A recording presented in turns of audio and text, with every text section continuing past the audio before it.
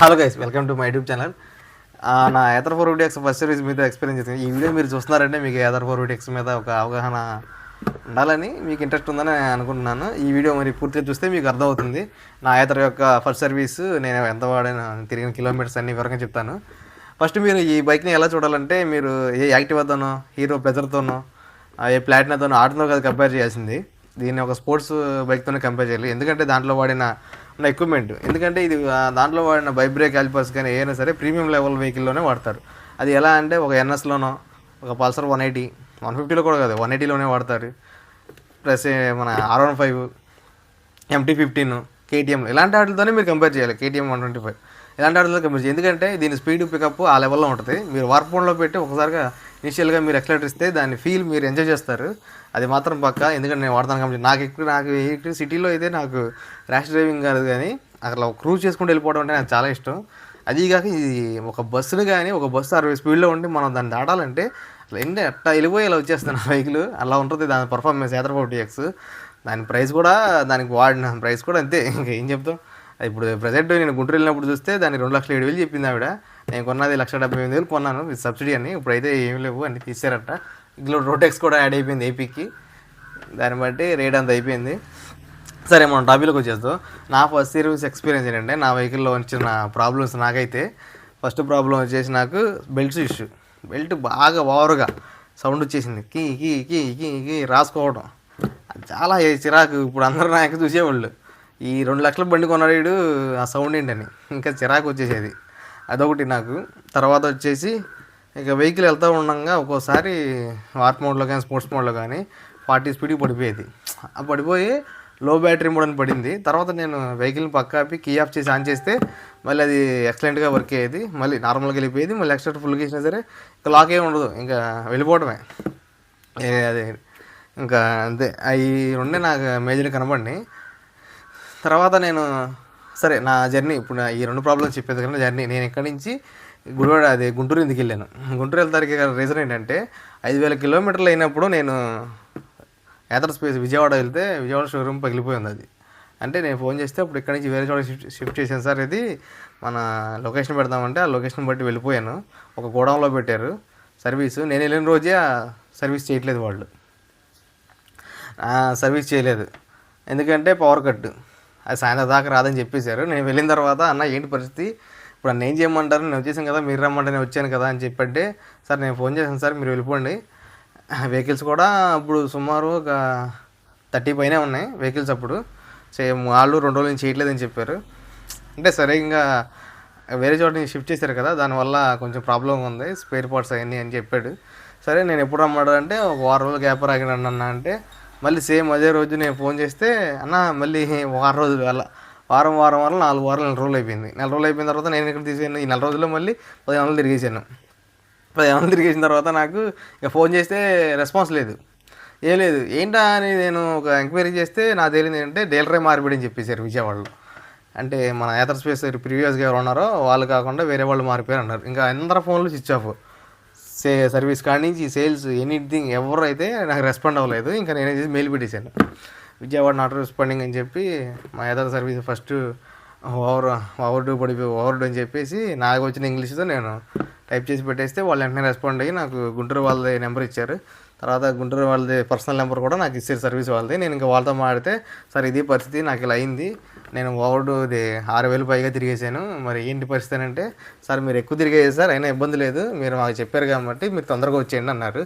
సరే సార్, నా టైం ఉంటే నేను మార్నింగ్ మీ దగ్గరికి 10-11 వచ్చేస్తాను, నాకు సాయంత్రం కల్లా వెహికల్ కావాలన్నారు. అలా కాదు సార్, ముందు మీరు కంప్లైంట్ చెప్పండి అన్నారు. కంప్లైంట్ అయితే నాకు ఇది సార్, ఇది నాకు బెల్ట్ ఇష్యూ ఒకటే ఉంది, నాకు ఇంకేం తెలియదు, ఇంకా స్పీడ్ అవుట్ అన్నాను. సరే సార్ అది అయిపోతుంది, అయితే మీరు 2 చెప్పారు కదా అయిపోతుంది అన్నారు అని చెప్పి వెళ్ళిపోయాను. ఇక్కడ నుంచి నేను విజయవాడ డైరెక్ట్గా విజయవాడ మన బస్ స్టాండ్ దగ్గర ఒక పాయింట్ ఉంది E3 అని, అక్కడ ఛార్జింగ్ పెట్టేసుకొని మళ్ళీ అక్కడి నుంచి డైరెక్ట్గా నేను గుంటూరు వెళ్ళిపోయాను. డైరెక్ట్గా షోరూమ్ కాడికి వెళ్ళిపోయాను. షోరూమ్ ఒక చోట, సర్వీస్ ఒక చోట. ఇక సర్వీస్కి వెళ్ళిన తర్వాత లోపలికి వెళ్ళంగానే వెహికల్ ఇచ్చాను. వెహికల్ ఇచ్చిన తర్వాత ఆల్రెడీ లోపల వెహికల్ ఉంటాయి కదా, అవి 1 గంట అయింది అయ్యేసరికి. 2ంటికి భోజనం చేసి 2 కాడి నుంచి వెహికల్ ఎక్కిచ్చారు. ఫస్ట్ టెస్ట్ రైడ్ వేస్తారు కదా, టెస్ట్ రైడ్లో వాళ్ళకి ఏం చేసిందంటే, వెళ్ళి వచ్చిన తర్వాత హ్యాండ్లో ఒకటి ప్రాబ్లం ఉందని చెప్పారు. సార్ మీరు ఫీల్ అవ్వదు ఏంటంటే మనకు అలాంటి ఫీలింగ్స్ ఉండవు కదా, మనం పెద్ద పెద్ద బళ్ళు ఆల్రెడీ హ్యాండిల్ పోయిన బళ్ళే తోలేసుకోవడం కదా, మనకి ఇంకా ఆ ఫీల్డ్లో మనకి స్మూత్నెస్తో పని లేదు కాబట్టి హార్డ్వేర్ కాబట్టి నాకు అలవాటు అయిపోయింది, అలాగే తోలేసా. అది ఎలా అంటే హ్యాండిల్ తిప్పుతున్నప్పుడు స్టెప్గా లెగింది, అంటే ఇట్లా తిప్పితే వెళ్ళిపోవాలి కదా, అంటే ఒక బాల్ పోయింది దాంట్లో. బేరింగ్ బాల్స్ ఉంటాయి కదా మన హ్యాండిల్ కింద ఉంటాయండి అవి ఫిట్టింగ్ ఫ్రీగా మూవ్ అవ్వడానికి, ఆ బేరింగ్ బాల్స్ అయితే పోయినాయి. అదొక ప్రాబ్లం. తర్వాత వెళ్ళిన తర్వాత కనపడింది రియర్ది వెనకాల బ్రేక్ ప్యాడ్స్ అయితే అరిగిపోయినాయి, పూర్తిగా అరిగిపోయినాయి. అయినా సరే బ్రేక్స్ బాగానే పడినాయి, అది తర్వాత విషయం. తర్వాత ఫ్రంట్ కూడా అరిగిపోయింది సార్, ఒక 80% అరిగిపోయినాయి.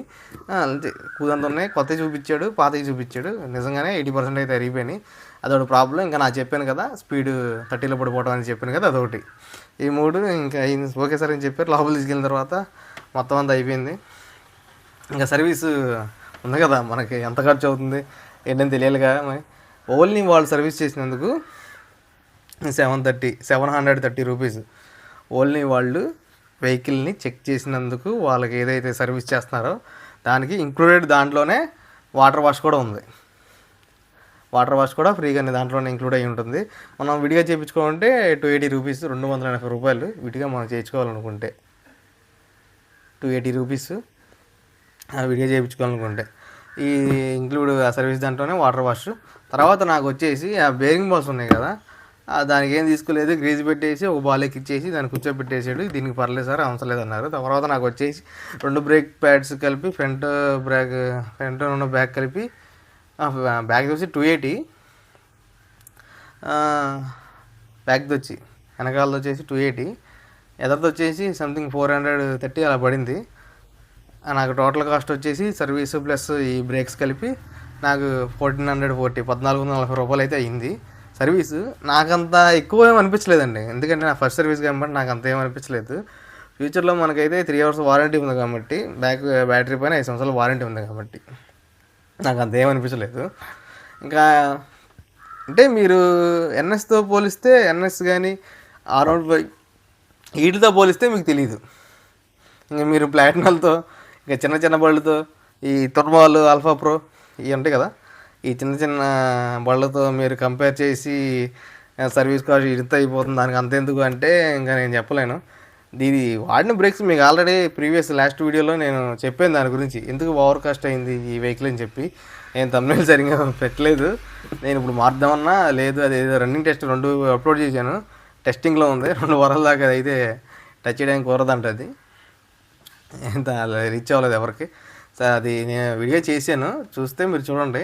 ఎవ్రీథింగ్ అసలు దాంట్లో బ్రేక్స్ కాడి నుంచి బ్రేక్ లివర్స్ అయినా సరే, బ్రేక్ పిస్టన్లో లోపల వాడిన అది బ్రేక్ సపోర్టర్లో చాయిస్ నుంచి సపోర్టర్ ఉంటుంది కదా, డిస్క్, ఆ సపోర్ట్ ఎనీథింగ్ వైబ్రేట్ నుంచి వచ్చినాయండి. ఒక క్వాలిటీ ఆల్రెడీ మీకు ఉంటుంది కదా, మనం ఆయిల్ పోస్తాం కదా బ్రేక్ ప్యాడ్స్ కోసం, ఆయిల్ కూడా ట్యాంక్ ఉంది కదా, అది కూడా విత్ వైబ్రేట్ అనే రాసి ఉంది. నేనంటే మొన్న వెళ్ళి ఓపెన్ చేసినప్పుడు చూశాను, ఫోటో తీయలేదు కానీ లోపలికి కెమెరా నాట్ అలౌడ్ అలా ఉంది. ప్రస్తుతానికి అయితే వెహికల్ అయితే నాకు అంత సర్వీస్ కాస్ట్ అనిపించలేదు. మీకేమన్నా అనిపిస్తే నేనేం చేయలేను. అదే 5 నెలలకు ఒకసారి బెల్ట్ ఇష్యూ వస్తుందని, బెల్ట్ అయితే టైట్ చేయలేదండి ఆయన. ఏదో అక్కడ చేశారు, అది టైట్ లేదు, మీరు టైట్ అవ్వలేదు సార్, అది బెల్ట్ మీకు బాగానే ఉంది అని చెప్పాడు. ఓకే ఏంటి పరిస్థితి అంటే, నేను క్లీన్ చేశాను సార్. దాంట్లో ఏమైందంటే డస్ట్ బాగా వెళ్ళింది సార్, అది డస్ట్ వల్లే మీకు అలా సౌండ్స్ వచ్చినాయి. ఆ డస్ట్ అయితే నేను తీసాను, బెల్ట్ తీసాను, వాటర్ వాష్లో కూడా తీసాడు ఆయన, తీసి మరి కొట్టి మళ్ళీ బిగించాడు, అయిపోయింది. సర్వీస్ కాస్ట్ అయితే ఇంత పడిందండి, 1440 రూపాయలు అయింది ఇది సర్వీసు. అది ఇంకా నా ఎక్స్పీరియన్స్ ఏంటంటే, వెళ్ళే దారిలోనే నాకు ఓలా ఎక్స్పీరియన్స్ సెంటర్ కనపడింది గుంటూరులో. దారుణం అయితే మామూలుగా లేదు. అన్ని బళ్ళు రిపేర్ వస్తాయి నేను చెప్పను, కానీ కొన్ని బళ్ళు వచ్చినప్పుడు మనం చూడాల్సిందే. ఏతర్లో అయితే అన్ని బళ్ళు లేవు, ఏతర్లో ఉన్నాయి కానీ 70,000 తిరిగిన బళ్ళు అయితే అక్కడ ఉన్నాయి. అవి ఏంటంటే యాక్సిడెంట్ అయ్యి పెయింట్కు పంపించడము, లేకపోతే ఏదైనా చిన్న చిన్న అది కొన్ని ఇష్యూస్, మేజర్ ఇష్యూస్ అంటారు కదా, ఒక 3-4 రోజులు ఫోర్క్ బెండ్ అయిపోవటం, అలాంటి బళ్ళే ఉన్నాయి గుంటూరులో అయితే. అవి మాత్రమే ఉన్నాయి. ఆ ఓలా ఎక్స్పీరియన్స్ సెంటర్ దగ్గర మనం చూసినప్పుడు 40కి పైన ఉన్నాయి బళ్ళు. అసలు అన్నీ దుమ్ము కొట్టుకుపోయి, అంటే మన పోలీసు వాళ్ళు లాక్కెళ్ళి పక్కన పడేస్తే దుమ్ము కొట్టుకుపోయి అలా ఉంటాయి, అలా ఉన్నాయండి ఇవి. మరి ఎప్పటి నుంచి పెట్టారో తెలియదు, కానీ నేను ఫస్ట్ అదే తీసుకుందాం అనుకున్నాను. ఎందుకంటే ఓలాలో ఇంకా అది చాలా ఎక్కువ ఫీచర్స్ ఉన్నాయి. MP3 ప్లేయర్ కానీ ఇవన్నీ ఉన్నాయి. తర్వాత నేను ఆలోచించాను, ఒక బండికి ఇన్ని అవసరం లేదు, మనం బండి మీద వెళ్తాం అంతే, అంత మించి లేదు, ఇంకా గూగుల్ మ్యాప్స్ ఒకటి కావాలి, అది ఇన్బిల్డ్ ఉంది, అదే అనుకున్నాను నేను. ఇంత మరి ఎంత రేటు పెట్టాము, దగ్గర 2 లక్షల రూపాయలు, అది అంత పెట్టినా సరే ఓలా ఓడు ఇంకా 1,50,000 అమ్ముతున్నాడు, కానీ ఇంకా ఫీచర్స్ ఎక్కువ ఇస్తున్నాడు. దాన్ని బట్టి మీ ఇష్టం. ఇది ఫైనల్గా అయితే నా జర్నీ ఏంటంటే, బందర్ నుంచి గుంటూరు వెళ్ళాను కదా, గుంటూరులో అయితే విజయవాడలో ఒకసారి ఛార్జింగ్ పెట్టాను, ఛార్జింగ్ పెట్టి డైరెక్ట్గా వెళ్ళిపోయాను. తర్వాత రివర్స్ వచ్చేటప్పుడు నాకు లేట్ అయిపోయింది, అక్కడే 8 అయిపోయింది. 8 అయిపోయిన తర్వాత నేను ఫుల్ ఛార్జింగ్ అక్కడే పెట్టేశాను. 93 ఉండే, 93 నుంచి నేను డైరెక్ట్గా బందర్ వచ్చానండి. ఛార్జింగ్ ఎక్కడ పెట్టాలా, 40 స్పీడ్లో అట్టాకే తోలుకుంటా వచ్చేసి, ఇంకా నేను వచ్చేసరికి ఆల్మోస్ట్ అక్కడ 8కి స్టార్ట్ అయితే నేను ఇంటికి వచ్చేసరికి నాకెంత అయింది, 11:50 ఎంత వచ్చాను ఇంటికి, ఇంకా అంత టైం అయింది అంతే. దాన్ని బట్టి మీరే క్లారిటీ చేసుకోండి. మీరు ఈకో మోడ్లో కాదు కానీ స్పోర్ట్స్ మోడ్లో 40లో తోలితే మీరు పక్కాగా 140 వరకు మీకు పక్కాగా వస్తుంది. ఇది నా ఎక్స్పీరియన్స్. ఇది లేదు, నేను మోటో సెటప్ అది హెల్మెట్కి కొంటాను, దాని మీద వీడియో మీకు కావాలంటే నేను కంపల్సరీగా ఏ మోడ్లో ఎంత వస్తుందో కూడా చేసి చూపిస్తాను. మీకు నచ్చితేనే, మీకు ఇంట్రెస్ట్ ఉన్న వాళ్ళు చెప్పండి, దాన్ని బట్టి నేను చేస్తాను. ఓకే, ఈరోజుకి ఈ వీడియో ఇంతే. మీకు ఏమన్నా నచ్చితే సబ్స్క్రైబ్ చేయండి, లైక్ చేయండి. ఓకే మరి, ఉంటాం మరి. Thank you.